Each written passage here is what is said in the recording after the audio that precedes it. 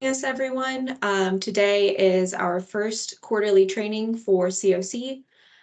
Today we'll be going over moving on vouchers for CoC participants. On the call is Jeff Zongalowitz, who is the Director of Housing Choice Programs, and he'll be talking a little bit about the moving on voucher and the application process. And then Candace is also on the call with us, and myself, Jenna Childress, and we are both grants analysts at IHCDA that work with Continuum of Care funding. So I will go ahead and pass it over to Jeff. Thanks, Jenna. Happy to be here today and share a bit about this program we have. We started this a couple of years ago, but with COVID and everything, it kind of went on the back burner, and there hasn't been a ton of utilization of it at this point. To go over what I'm going to go over, and it's a pretty simple program, so it's not going to be a ton of content. But to start with, I'll introduce the Moving On program through HCD, then go through how to identify appropriate tenants for referrals, and then we'll go through the referral packet kind of page by page. So if you are a property manager or service provider of a CoC PSH project, you can see how those referrals are actually made. You can go to the next slide, Jenna. Thanks. All right, so a quick summary of the program. In the IHCDA Housing Choice Voucher Administrative Plan, we have a limited preference of 50 vouchers each year set aside for referrals for moving on. These are specific to the CoC PSH projects,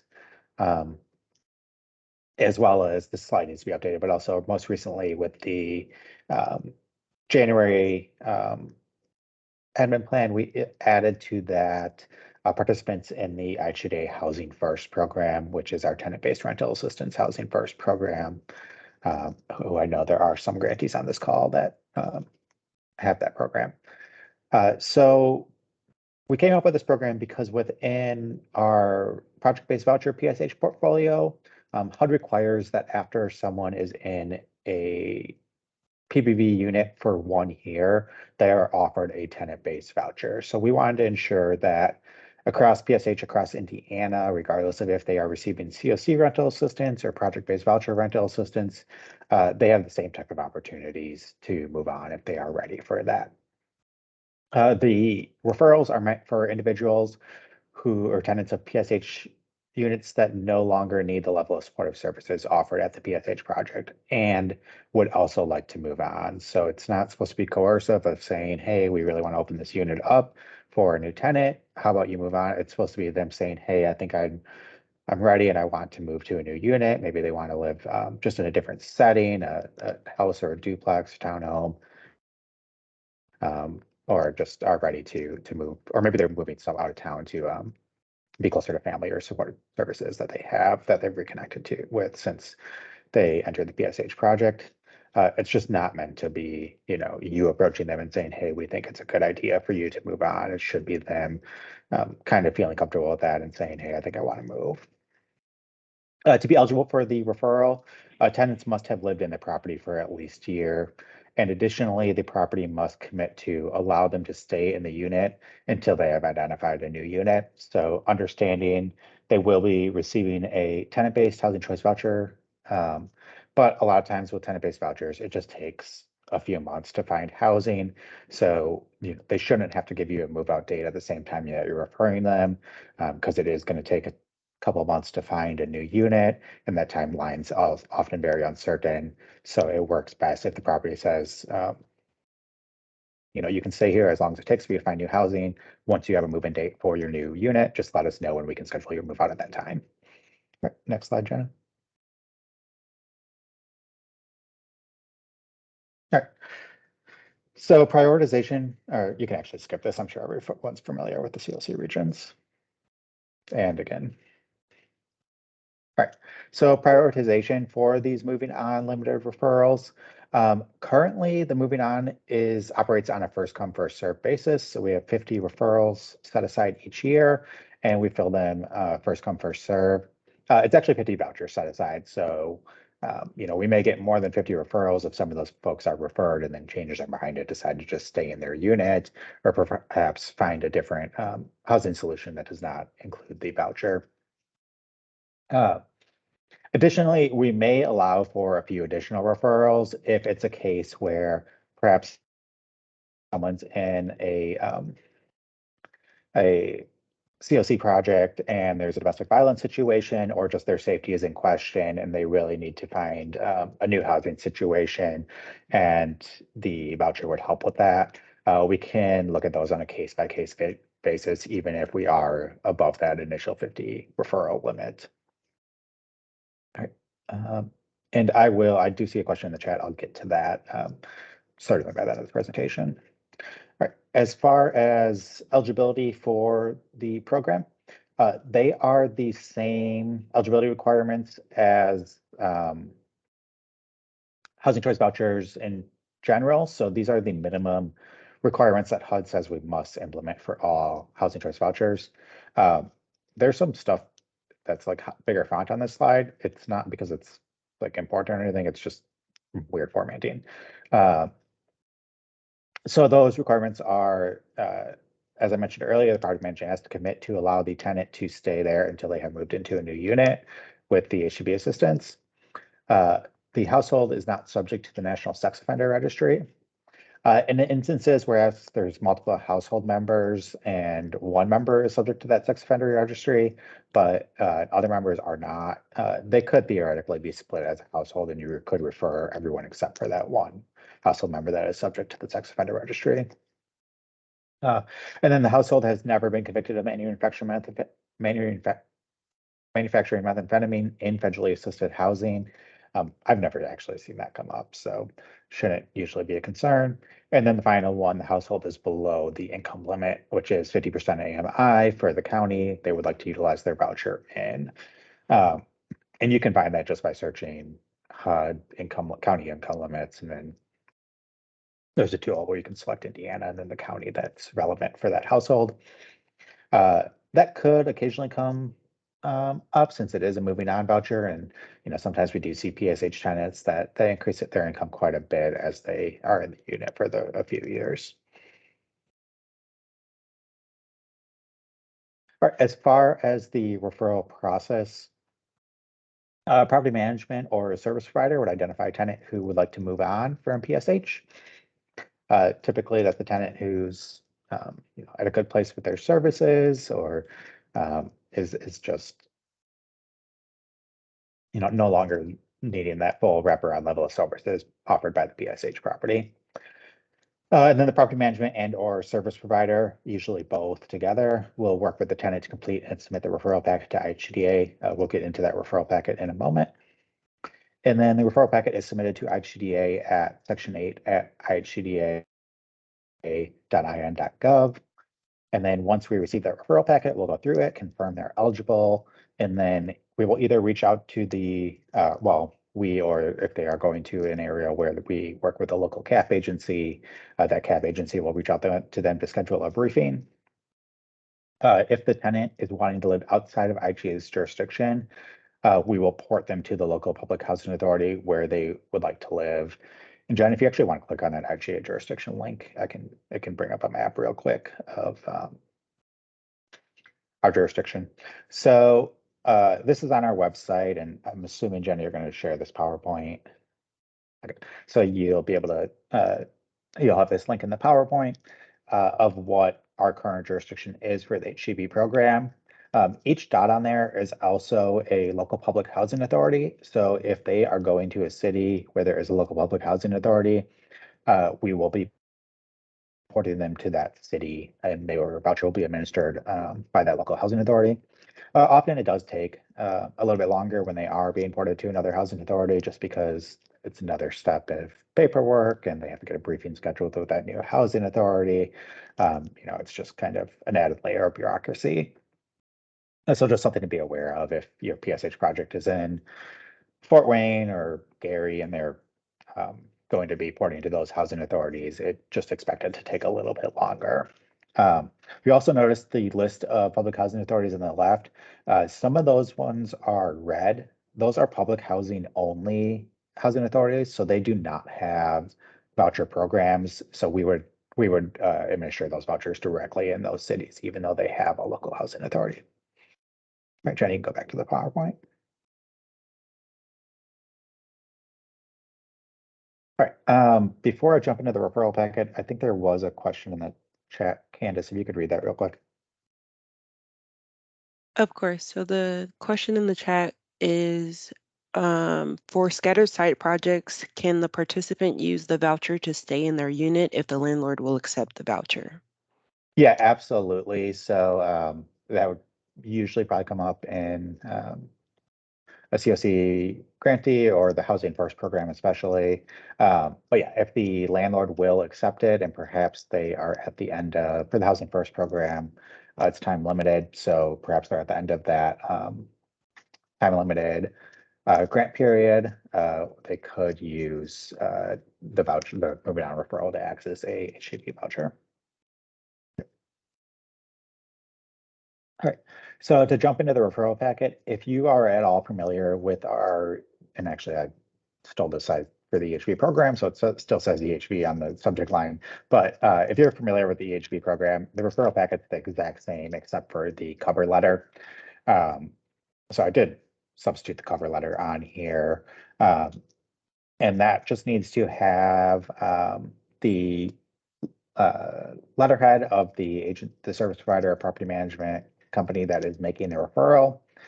And then I can provide this, a Word document of this cover letter to Jenna so that she can provide it to the group. But it will just say, you know, you've identified this individual for moving on voucher, and you're certifying that the household has resided in the property for at least 1 year and will be provided housing search assistance. Additionally, you are certifying that as long as they remain eligible, they may reside in their current unit until they successfully find new housing. Additionally, you need to identify in there what city and or county the household is looking to move to. We just need to know that. So one, we can check that they are within the AMI area median income limit for that county, and also know if we need to port their voucher to another housing authority. And then it has a checklist of all the documents that need to be included. Some of these are IGA forms and documents that we will provide, and I'll provide the whole referral packet, blank referral packet to Jenna as well, so she can provide that to the audience here. And some of them are things that you probably already have on file with property management, such as birth certificates or social security cards, state issued photo ID. I'm not going to read through the entire list, but we can go ahead to the next page. So the main document that's kind of essentially the application for the program is the tenant information form. And this is going to go through and ask the tenant for all the information that we need. One, to verify they're eligible for the program, and then two, to calculate how much assistance they're going to receive once they're actually on the program. And also to ensure that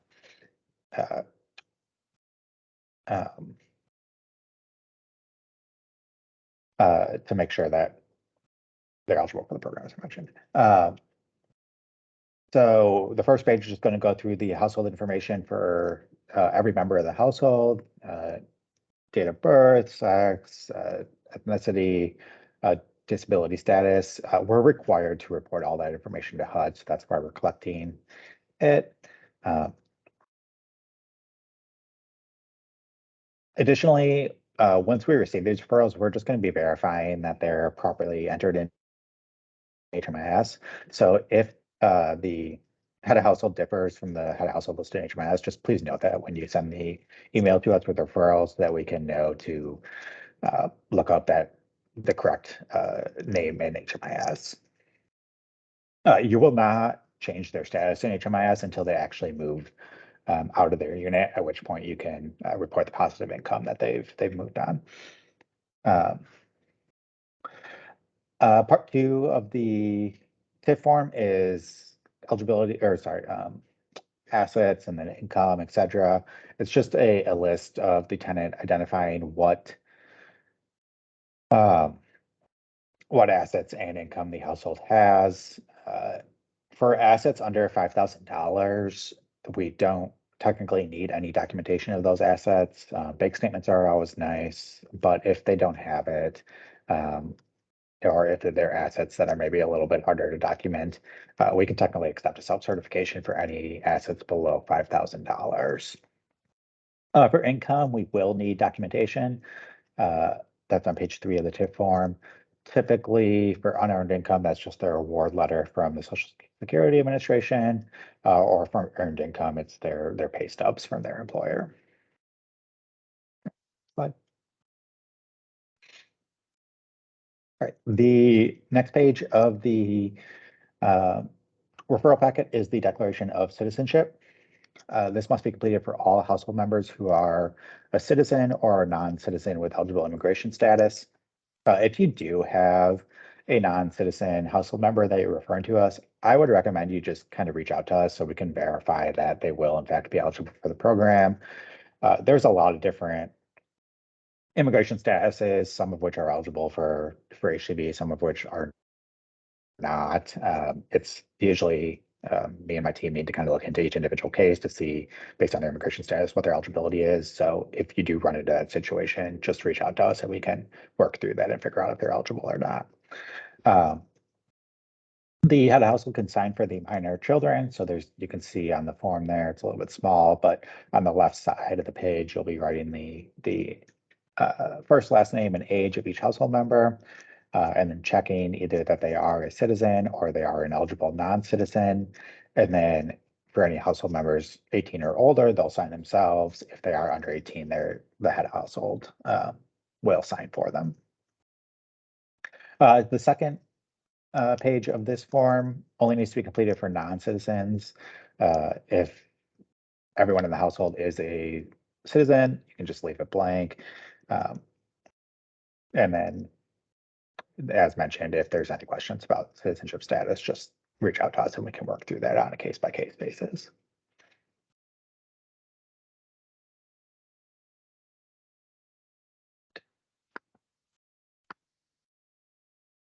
All right, the next form in the packet is the authorization and privacy form. This is just a release of information form that we're required to get for all tenants, just authorizing us to pull the necessary verifications that we may need to pull to verify income. It's a pretty simple form, just signed by each household member over 18 and dated. Go ahead to the next slide. All right. The next form is the criminal history form. One thing to note here is, as I mentioned earlier, our eligibility for criminal history is the HUD minimums, which is the methamphetamine check and the national sex offender check. If we are reporting them to another housing authority, they may have additional criminal history and usually will have additional criminal history requirements that they check. If there is a concern, perhaps if the applicant has a felony within the last 5 years, just disclose that on the initial referral so that we and they're reporting to another housing authority, disclose that to us so that we can look into if that housing authority is going to accept them or not. We don't want to waste the participants' time if they're going to report to a housing authority that is going to screen them out for criminal history reasons. Every housing authority's criminal history requirements are a little bit different, but in general, if they have a felony within the last 5 years, just let us know. Some PHAs look at felonies going back 3 years. Most won't go back more than 5 years. And then additionally, obviously, if they do have extensive criminal history, it may cause issues in their housing search. So vouchers are used typically with private landlords. Then the next form is the debts owed form. We require this to collect this for every tenant on the HCB program.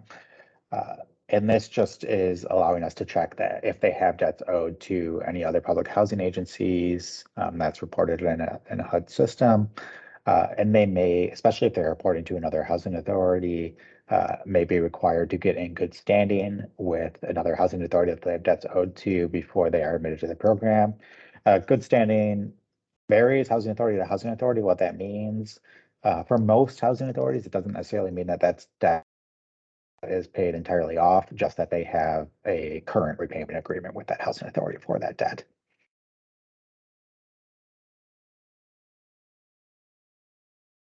All right, the next form is a form that may or may not be necessary depending on the household. It's the disability accommodation verification form. If the client indicates on the TIF that they are disabled and they do not complete this form or provide SSI or SSDI statement, they will not be marked disabled. The thing to note on disability is if a household qualifies as disabled or elderly, meaning that the head of household or spouse or co-head of household is either disabled or over the age of 62, they qualify for a allowance on their income calculation, which is going to allow their total rent assistance to be a little bit higher. So it is important that we just verify this. If they do have SSI or SSDI, they receive that. That is sufficient verification that they are disabled, and we don't need the additional verification.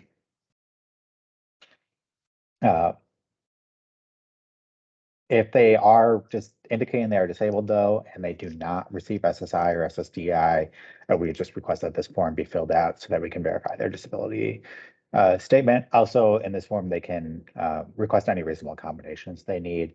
So if they are, visually impaired or hard of hearing, we can, accommodate them during the briefing process for the voucher program, or if they may need another accommodation, whatever it may be, we can evaluate whether we're able to provide that.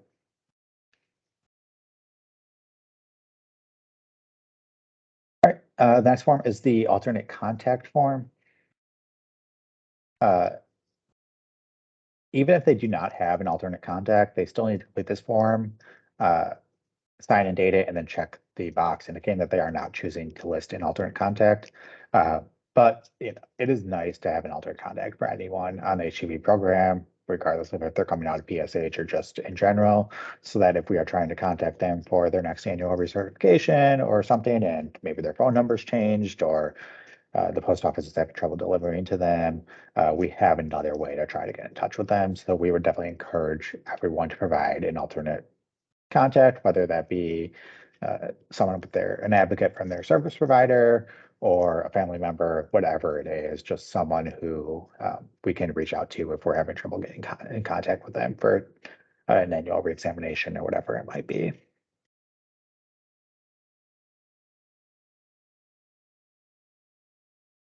All right. The next form is the EIV informational form. This just is a form explaining what EIV, which is Enterprise Income Verification, is. It is the HUD system, federal system that we use to verify that the income the household is reporting is accurate. It doesn't capture everything, but it definitely captures all federal benefits, Social Security or SSI, et cetera. And also it captures quite a bit of income. So we pull this to verify that there's not any unreported income the household has. It is about a quarter behind. So, when the household is admitted to the program, usually three months or so later, we'll be able to pull this and verify that what they reported at the time they were admitted to the program is accurate based on what is in the IV system. The only note on this is there's a signature and date line. It's like kind of easy to gloss over. It's on the bottom right of the back page of it. It just needs to be signed and dated. A lot of households miss that when they're going through the packet just because it is kind of hidden.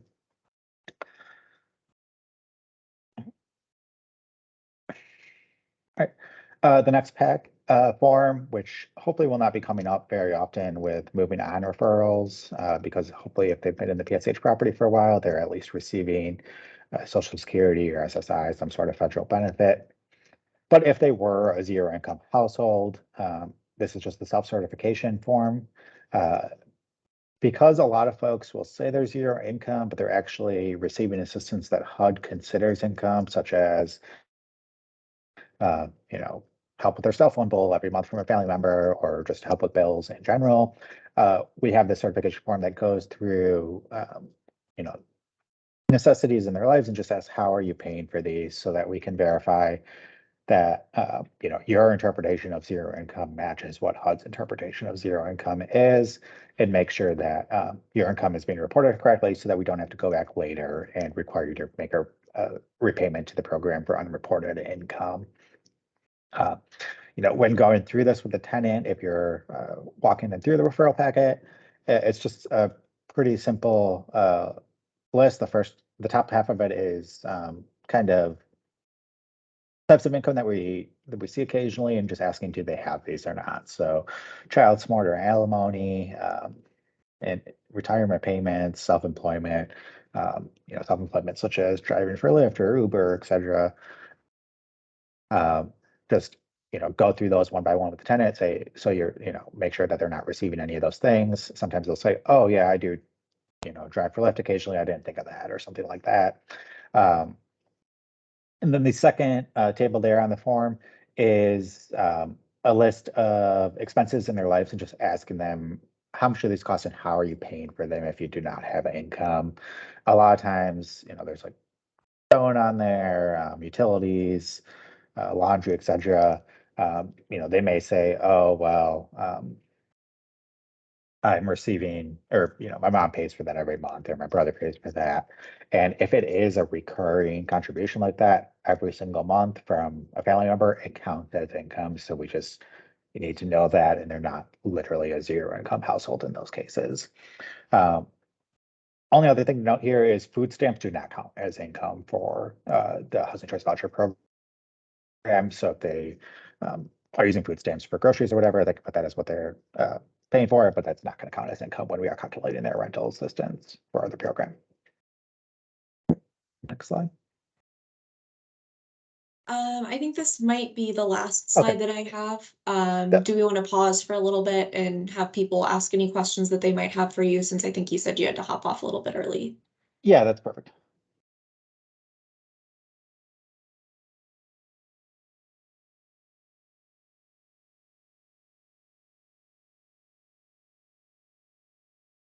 So if you have any questions about the immediate information that was just presented, you can feel free to drop it in the chat, or unmute yourself and you can speak.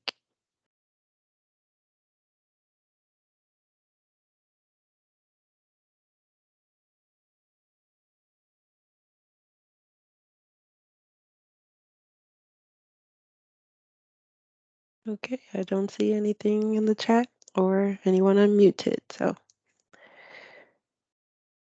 Okay, I will go ahead and pull the presentation back up and kind of start with my portion. Jeff, if you need to leave, that's fine. Thank you for being with us here today and talking about the application process. Yeah, no problem. If anything does come up, just let me know afterwards, and I'll get back with folks. And then Jenna also send you the few documents that I mentioned, so that you get them out to the group. Okay, perfect. Thanks. Bye. Thanks, Jeff. Okay, I'm gonna go ahead and get my screen shared again.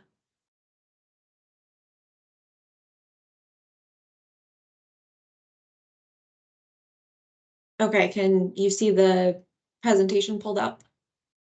Yes. Okay. So now that we've kind of gone over the process of actually doing the referral and completing the referral packet, I want to talk a little bit more about why moving on vouchers can be a good option for both programs and for the clients that they serve.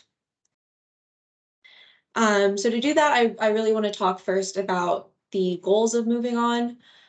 So with moving on vouchers, this is a great way to support independence and choice for program participants. This can open up some additional housing options to them and give them the chance to move out of CoC housing if that is something that they are interested in doing. And for clients, they will have different motivations depending on their situation. But if they do have concerns about privacy while they're in CoC housing, this can be a great way for them to be able to get more privacy. If they do just want to move on and kind of have additional independence and not have check-ins with the program routinely because they feel like they've kind of moved past a point where that's not something that they need.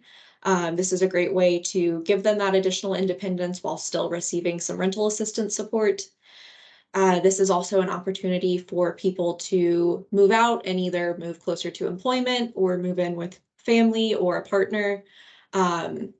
This can open up more options for more areas for the client to move to, since with CoC, it can be a little bit limiting since it is based on where the program operates out of. If there is an area where there's not a CoC program that operates, then this is a way for the client to transfer to living in that community. And this is also something that some clients may just view as kind of a natural next step. Once they are stabilized through continuum of care funding, this provides them a way to kind of move on while still receiving the rental assistance support, but without the supportive services component. And then from the view of the program, this can also be beneficial to them.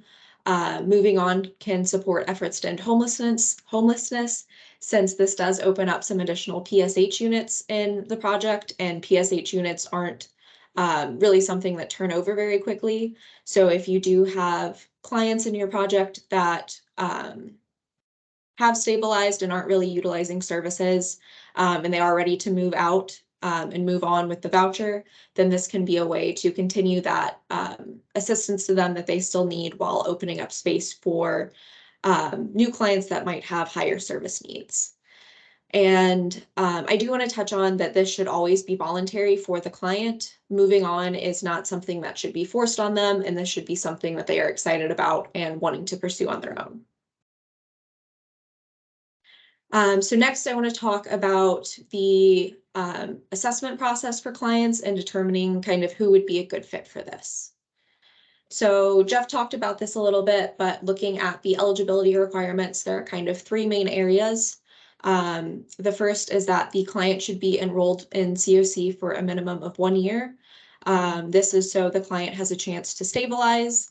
And also for rapid rehousing, this is a period that allows the clients to increase their income and see if they are able to stabilize without needing additional long-term assistance that would be available through the voucher.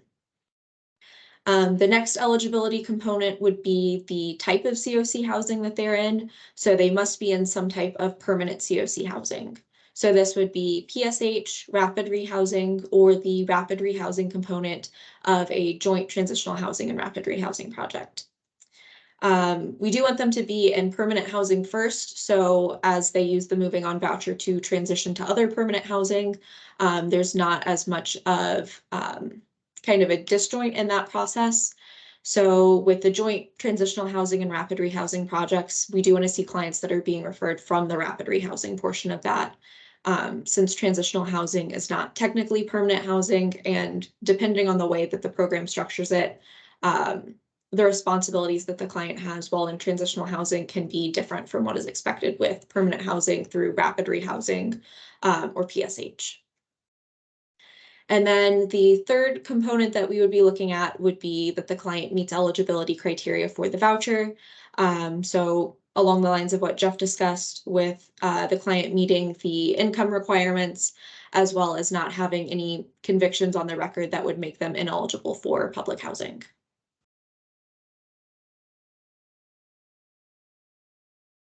So moving into who would kind of be a good candidate for the moving on voucher, there are really three core areas that we're going to be talking about in this presentation. So the big one would be housing stability. You want to make sure that the client has been able to stabilize in CoC housing, and they do have some history of being able to pay their rent and utilities on time while in the program. and they haven't had any kind of upsets or big challenges in the recent past.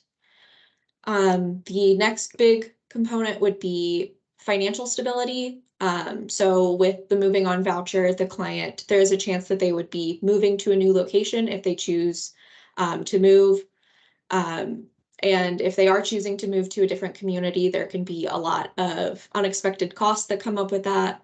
There are moving costs, security deposits, lots of expenses with moving, as well as just making sure that they do have some financial stability before referring them for the voucher.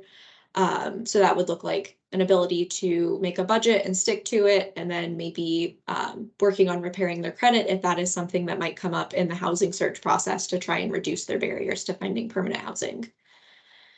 And then the last component that we'll be talking about is supports and services. So ideally, the client would require minimal or no services, and they've really kind of developed their ability to self-resolve crisis. And they're also connected to things like mainstream benefits, and they have some support systems outside of the program. So I want to go ahead and jump to talking about the moving on plan that IHCDA has developed. So this is the assessment tool that we've created for moving on vouchers. And we wanted to create an assessment so we can kind of provide some guidance around which clients would be a good fit for a moving on voucher, and kind of give a set of criteria that makes it a little bit easier to make those decisions and can kind of provide a list of things for clients to work towards if this is something that they are interested in long term. This also has some kind of structured recommendations to make it a little bit easier when you're looking at different cases. This gives you something to go back to and evaluate that against. And this is also just a good opportunity for the client to have a conversation with their case manager, and talk about if they want to move on, and maybe if they're interested but not quite ready, how they can kind of set goals and come up with action steps so they do feel ready for that in the future.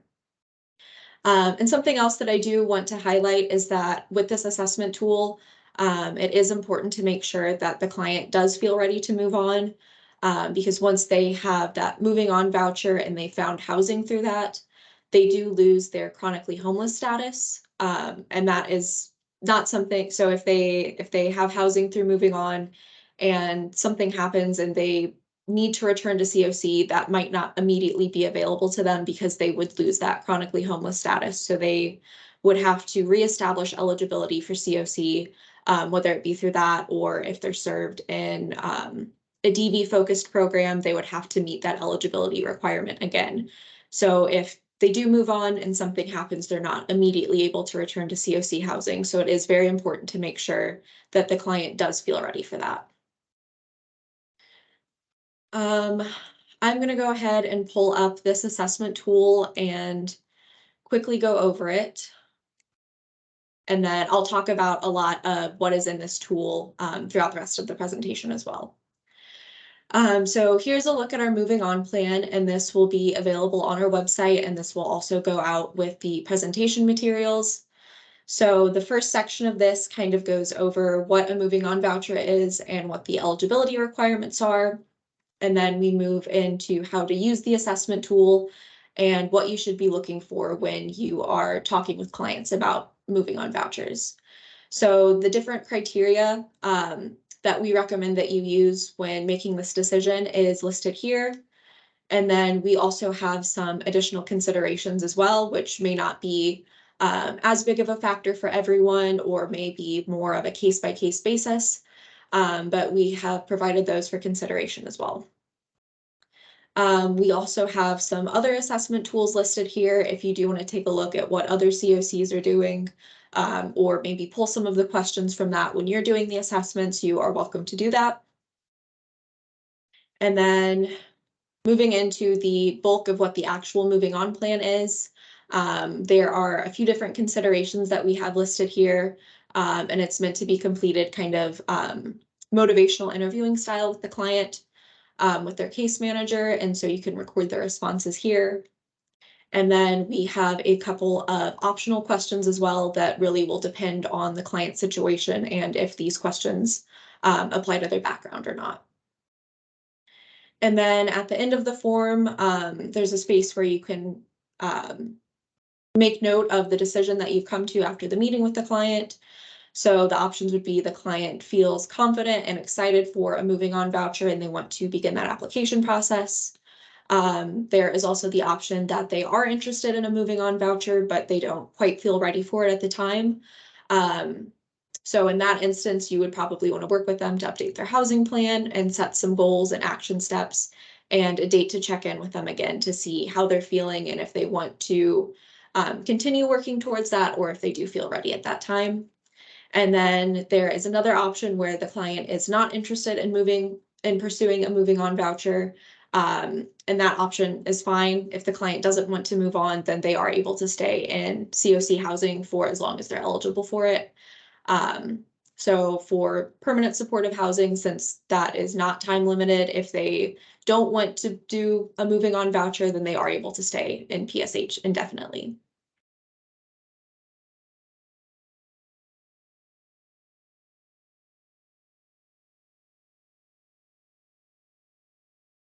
Okay, now I'm going to go over those considerations that we had listed on the moving on plan and talk about those a little bit more in depth, as well as what you should be looking for when you're doing those assessments with the clients. So the first consideration that we have listed on the form is about the client's motivation for moving on. So with this, you should really be looking for the client being enthusiastic about moving on, excited.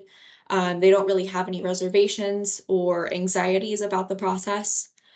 You also want to make sure that this is a decision that has been made of their own accord. So it's not something that has been influenced by their friends or family or even the program. This is voluntary and clients should know that there's no expectation for them to move on if they don't want to. Along with this, also making sure that the client has kind of reasonable expectations about what the process is and they understand the moving on voucher. So if the client will be living alone, there may be kind of some stressors that come up during that transition. So they may have some feelings of loneliness or isolation, making sure that they understand that that could be something that comes up down the line and that they feel ready to address those feelings and have strategies to combat that. Same thing if they are planning to move in with a roommate or friends or family, making sure that they feel confident in having conflict resolution skills and feeling confident with setting boundaries if that is something that they think might come up. And then with understanding the moving on voucher, really understanding what that will mean and how that will be different from the current way that the CoC program operates. So the client would continue to receive rental assistance, but there would be no supportive services that are included with that.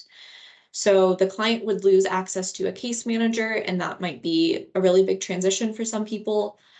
So making sure that they understand that they will have a lot more independence and there will probably be more that's expected of them to kind of navigate on their own. And also with this, if a client might need an emergency transfer in the future, working with them to make sure that they understand that process and they feel comfortable initiating that. And again, really emphasizing that the client should feel 100% ready for this, because if they obtain housing through a moving on voucher and then an issue comes up in the future and they need different housing assistance, they would not immediately be eligible for CoC housing. So they wouldn't be able to return right away. They would have to have a different strategy in place. So it is really important to make sure that the client understands that and truly feels ready to move on. The next consideration that we have on the form would be the client service use. So with this, you would be looking at if the client routinely utilizes supportive services, or if not, is this something that they would benefit from? And if there are services that the client utilizes, do they have a plan in place to access these after moving on? So ideally, a client would not utilize services, or if they do, they have a plan in place to access those after they exit the program. So for instance, if the client does need some extra help with food some months and the program typically buys some groceries for them at the end of the month, maybe they have identified a food pantry at their church and they're able to use that to supplement their need. So that would be an example of a good kind of workaround for a service that they do sometimes use, but they are able to find out in the community.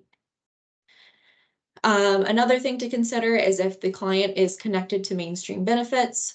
So making sure that the programs that they're eligible for, they are connected to. So things like SNAP, WIC, energy assistance programs like LIHEAP and LIWOP, Medicaid, Medicare, all of those different things. If the client is eligible for those, they have already been connected to them.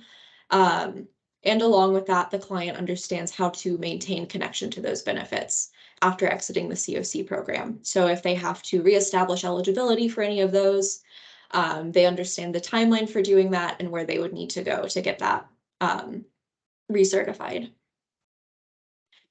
The next thing we ask you to consider with the client is their stability skills. So does the client feel like they have developed the skills necessary to maintain their housing stability?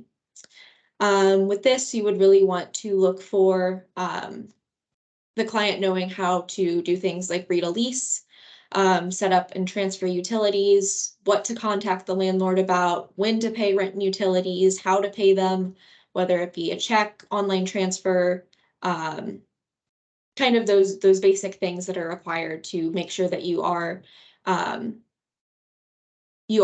have the payment set up for the different things required to maintain that housing.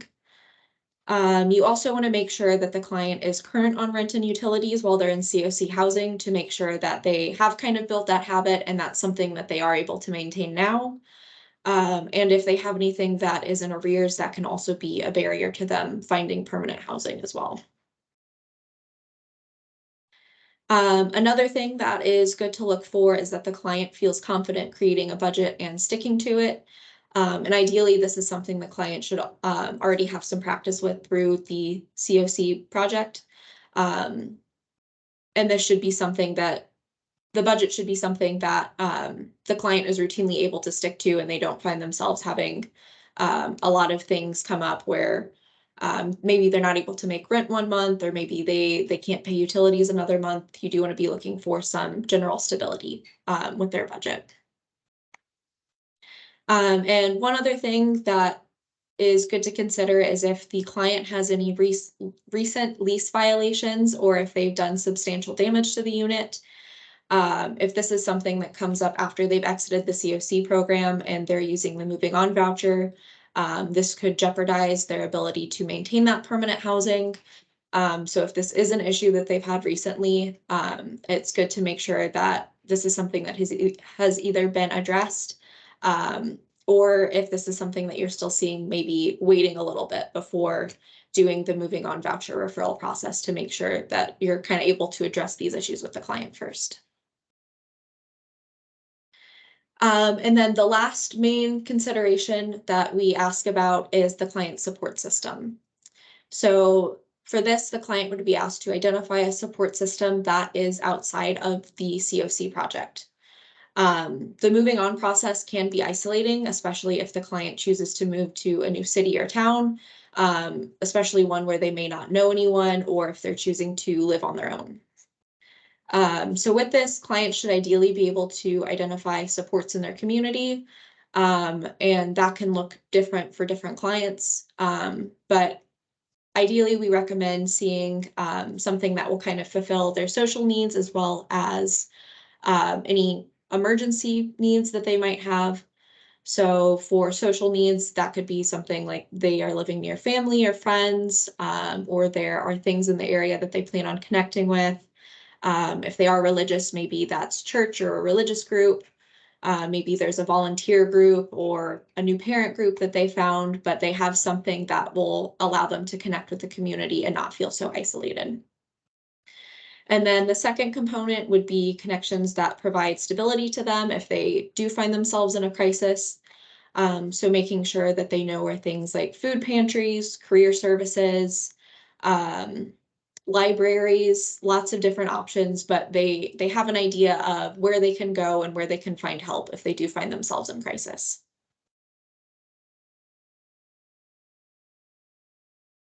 And we also have a couple of optional considerations that are on the form. And this will be on kind of a case-by-case basis, depending on the background of the client. One of them is surrounding domestic violence. So if the client has a history of experiencing domestic violence, it would be a good idea to make sure that the client feels confident safety planning and updating that on their own, and that they also know how to navigate the emergency transfer process. So with this, you would be looking for a client that knows how to safety plan and update that on their own, or they have an idea of who to contact if they need some assistance with updating their safety plan. And you also want to make sure that the client understands how to initiate the emergency transfer if that is something, in case that's something that they need down the line. So knowing where that form is, understanding how to fill it out, who to send it to, and then having kind of a plan in place if they do feel like they need to leave their unit to stay safe while they wait for that emergency transfer. And then another consideration that is kind of case-by-case basis, if the client is engaged in substance use, are they familiar with harm reduction strategies, and do they feel confident updating those harm reduction strategies in a new place?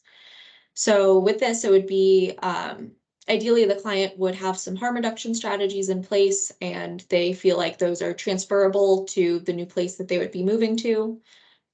It would also be ideal if the client has some supports there as well. And that will look different for each client, whether that be family, friends. If they participate in NA or AA groups, they know where to find those. If it's religion, then they know where to access that in the community that they would be transferring to. And if the client does have any harm reduction tools that they utilize, they know where to find those in the community that they would be moving to, so they can stay safe. Can I help you? There are also a few additional considerations. These are not the main ones on the form, but these are some additional optional ones that we provide. Some things that might be good to consider are the client's credit score, since that's something that could be a barrier to them obtaining permanent housing. So if that is an issue, that might be something you want to work with the client on before referring them for the moving on voucher. Again, rent and utility payments in arrears, that could be another barrier to obtaining housing. If the client has a significant amount of debt, that might make it challenging for them to stick to a budget and make those monthly payments on time for rent and utilities. Savings, since moving is expensive, and if the client is moving to a different neighborhood or a different town or city, they will need some funding for moving costs, for a security deposit. So either making sure the client has those saved up, or they know where to find assistance in the community. Also, furniture and necessities for the unit. It can be a good idea to make sure that they either have some of those things now, or they are able to start preparing for that ahead of moving, or they have access to those items from some type of other community support. Again, connection to things like health insurance and mainstream benefits are important, as well as making sure the client kind of has an idea of the neighborhood that they want to move to, so it makes that the housing search, once they have the voucher, a little bit smoother. And then, of course, if there is anything else that you think is important to discuss with the client, that is something that you can also bring up during this time. So the decision for this should ultimately be made between the client and the case manager. The client does not have to move on if they don't want to move on, or if they don't feel ready to move on. And you should make sure that the client understands that. If they do choose to do the assessment with their case manager, but at the end of it, maybe after talking through it, they don't feel as confident anymore, they are able to say that they don't want to go through with this at the moment, and maybe set a date to check in again later.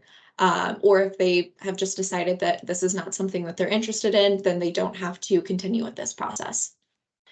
And this was mentioned earlier, but it does also depend on availability.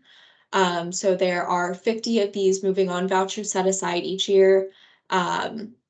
So if we run out of that set aside, then you may have to wait until the beginning of the next year to apply and be considered for that voucher. And then in the PowerPoint, I have a few other moving on assessment tools that are linked. If you want to look at these, I will send out the presentation slides. Our assessment tool does look a little bit different than a lot of these. Most of these are pretty long and have a lot of yes, no answers, and they assign a score. When we were designing our assessment tool, we kind of wanted to avoid that to make it feel a little less intimidating to both the client and the case manager. And yes, no answers don't always capture real life situations, so we wanted to make sure there's more of a conversation in place. But feel free to look at those and pull any questions from those that you think might be helpful. And then I have a few other slides to get through, and I'll try and kind of get through these quickly so we have some time for questions at the end.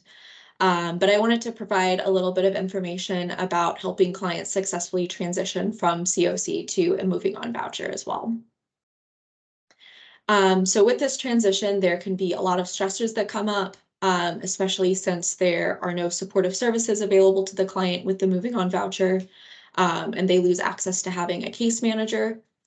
In addition to that, the client might be moving to a new, unfamiliar community. Maybe it's in a different part of the state, or maybe they just don't know anyone there. And that can also kind of feel intimidating. There is also a time crunch that comes with finding and obtaining housing after the client has the moving on voucher. So that can be stressful. And then the idea of being on their own for the first time in a while can also be something that causes some anxiety. So how can you set up clients for success with the moving on voucher? There are a few different strategies that I'm going to talk through. But one that we recommend is working with the client from their start in CoC to really increase their self-sufficiency. And I won't go through this whole list, but there are a lot of different kind of component services that are available under here that are eligible costs. So we really do recommend looking at the services that you offer through your program and kind of updating these annually to make sure that what you're offering matches the needs that your clients in CoC housing have. So really working with clients to improve their financial health, resolve any legal issues that they might have, and really working on those skills to keep and maintain housing.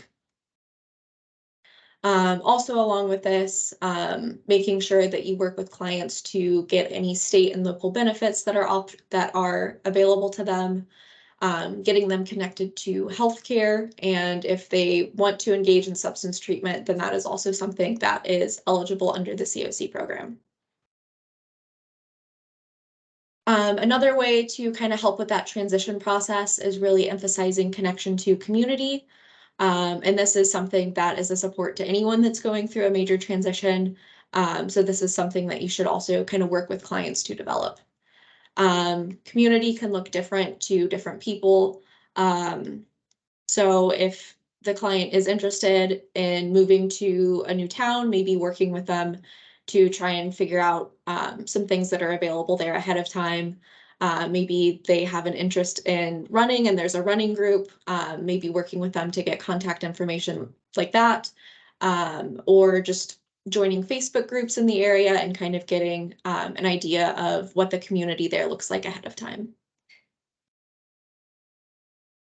Another thing that can be really helpful for helping clients adjust for this transition is making sure that they have some tenancy education. And again, this is ideally something that you would already be working with clients on while they are in CoC housing. So with this would be things like learning how to read a lease, how to renew a lease, what responsibilities they have under that versus what would be a responsibility of the landlord. When they should be contacting the landlord, what repairs the tenant would be responsible for versus what the landlord would be responsible for.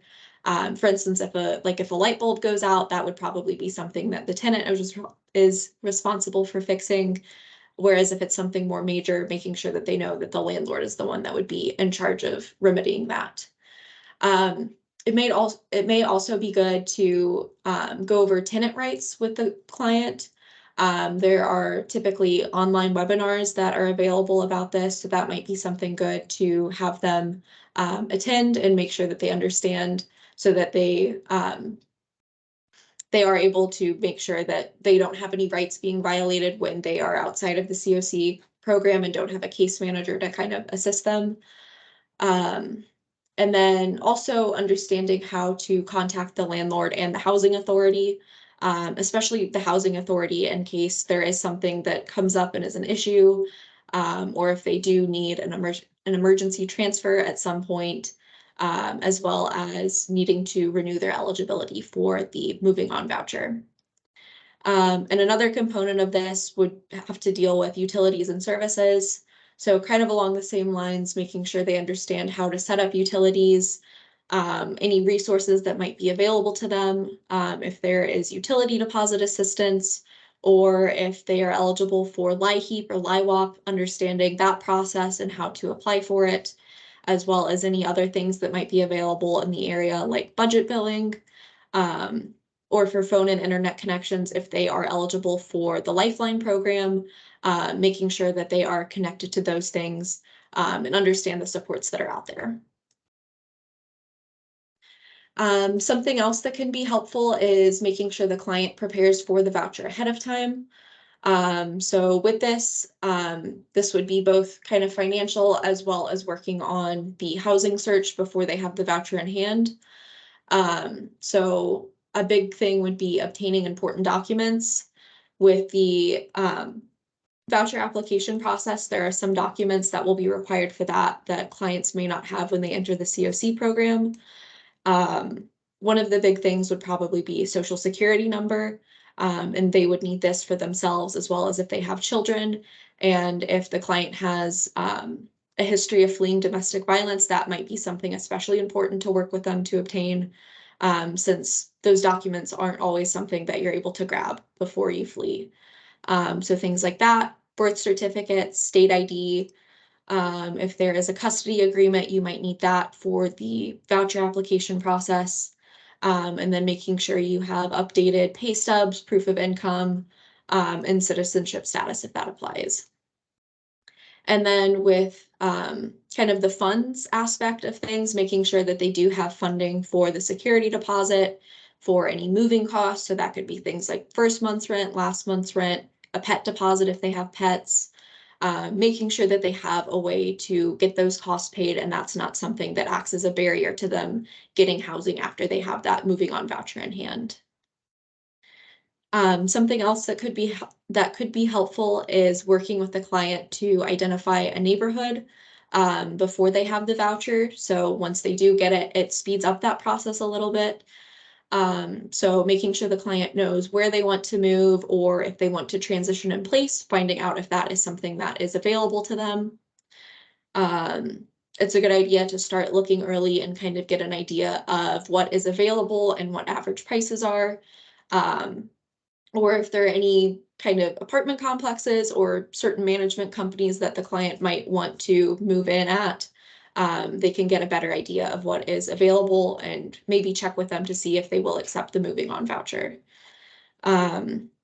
This would also probably be a good time to maybe consider school districts if the client has children, if there's a particular area that they want to move to so they can have their children go to a certain school. I know that's something that comes up already with CoC, but that would be something else to consider with the moving on voucher. And having an idea of where they want to use that moving on voucher at, that can really make the transition process go a lot faster. And along with that, I think also coming up with some ideas, or coming up with a list of non-negotiables if the client does have that. So for instance, if the client is a survivor of domestic violence, maybe they want to be on the second or third floor of a unit so that they feel safer, or they really want to live in an apartment that has some type of security measures.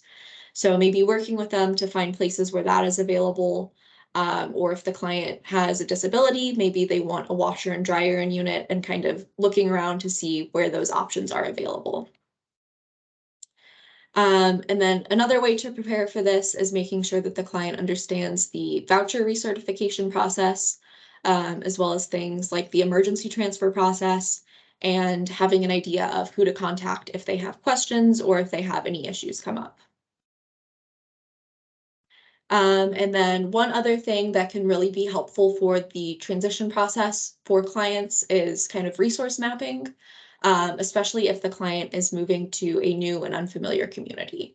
So really thinking about what resources the client relies on currently and what additional resources might be helpful for the transition. So if you are able to work with the client to kind of map these out, this might even impact the neighborhood that the client wants to live in. Or maybe they really want to live somewhere with public transportation and the community that they are in now or the community that they were looking at doesn't have that. That might be something that impacts their decision of where they want to move to. As well as making sure that they have the location and contact information for places that they might be reaching out to a lot during that initial move. And with some other offices, especially with kind of healthcare, when you are mapping that out, making sure that the places that you've identified are places that accept their insurance, if they have insurance, that could be something important to note. Or if the client has children and they're going to daycare, making sure that the daycare, if they have a voucher, that it does accept that.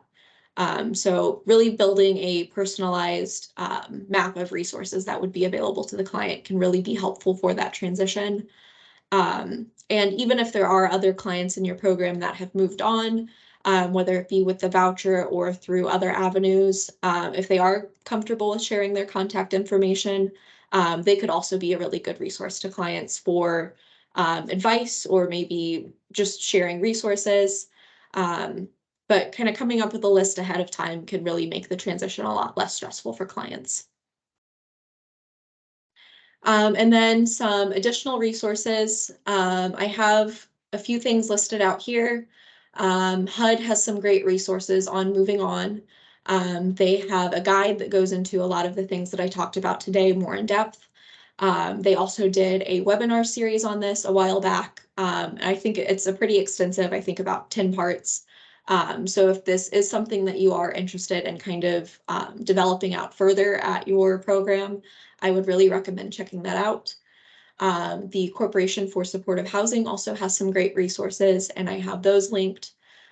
They have a lot of success stories on their website, and they also have a toolkit, which might be another good read if this is something that you are interested in kind of expanding at your program. And then I also have the IHCDA Housing Choice Voucher Admin Plan, which is the manual for the voucher program. So if you have questions, you can consult that.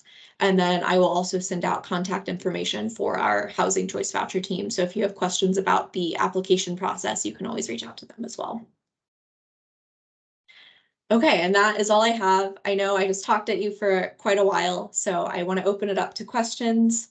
And like I said, I will be sure to send out this PowerPoint information and the different materials that we talked about today after the meeting today. Okay, so there was one question in the chat about the landlord signing bonus being available with the moving on voucher. So, and Jenna, you can feedback on that. As I know of, as of right now, I only think that the EHV program only offers the landlord incentives, and you can only combine the vouchers or the incentives with that specific program, and it cannot be used in combination with the moving on vouchers. So it's two separate avenues that the incentive will be working for. There's another question. The Housing First grant programs qualify for this voucher. They do. Yeah, yes. This is for CoC and for Housing First. Housing First is actually on the real estate side of IHCDA, even though that program is pretty similar to CoC. But I think they have the time frame of a year as well. But I think Victoria Jennings is the contact for that. So if you have questions about the Housing First program and the moving on voucher, I would reach out to her. So, any other questions? Great questions. Thank you. Cindy, I think you have your hand up if you want to unmute. I do, thank you. For whatever reason, I think because I switched from my phone to computer, I can't put it in the chat. So, do you know if the moving on vouchers would be eligible for folks that are on HOPWA TBRA vouchers that are time limited if the client was homeless at the time of entering a HOPWA TBRA? So the way that our manual for this is written, it is just for CoC and the Housing First program.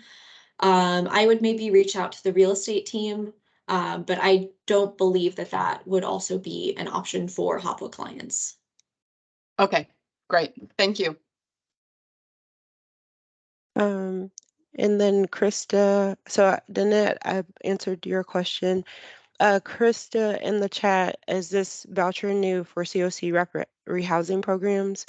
This voucher has been in existence for the last few years, I believe.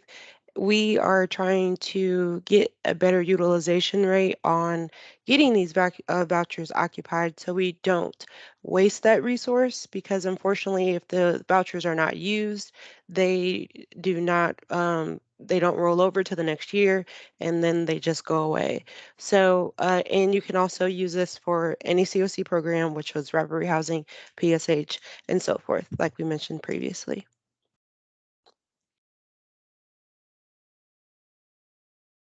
Any other questions?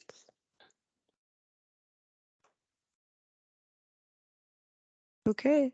As we mentioned, that we will share this recording in the PowerPoint with everyone. If you have any other questions, you can always feel free to reach out to Jenna or I and let us know what you need. Okay. Thank you, everyone.